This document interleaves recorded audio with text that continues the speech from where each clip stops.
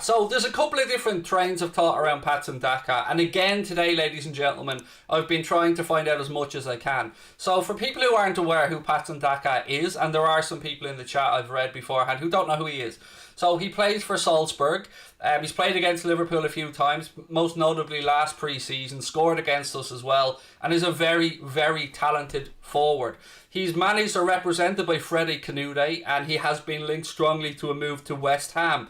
Actually, I would go as far as to say West Ham are probably the most interested known party at this moment in time. We have good working relationships with Salzburg. Obviously, we've signed Canade there. We've got a lot of players that have come through the Red Bull ranks as well, from Naby Keita to Sadio Mane, and a couple more along the way. So we have a good working relationship with Salzburg.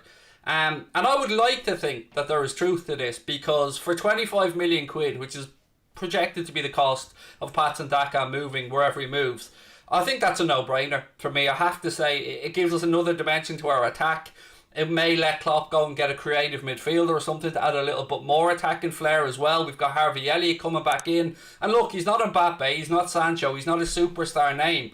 But from what I've seen of him, and I've watched quite a bit of him, some of it highlights granted, but I have watched him play for Salzburg as well. I've seen him play against us. I would have him in a heartbeat. I really, really would. At that type of price point of around 25 million quid, Patson Daka to me should be a no-brainer if we're looking for a proper striker in that position. Don't let him fool. Okay, he's not a Haaland, I get it. He's not a name that we're all going to be drooling over, but he's a good footballer, and under the tutelage of Klopp and Pep Linders, I think he'd come on leaps and bounds, and I think we'd be talking about him in 12 months' time as an absolute snip.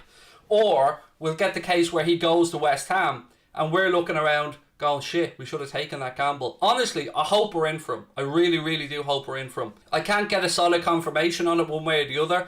Connor sent it to me earlier on. I think it comes from Spain or somewhere originally, this website that's put the link out there to suggest that we've pretty much got the deal done. Now, I don't know if that's true or not. I've reached out to some BBC journalists and some journalists that are friends of mine, and nobody knows. It's the God's honest truth.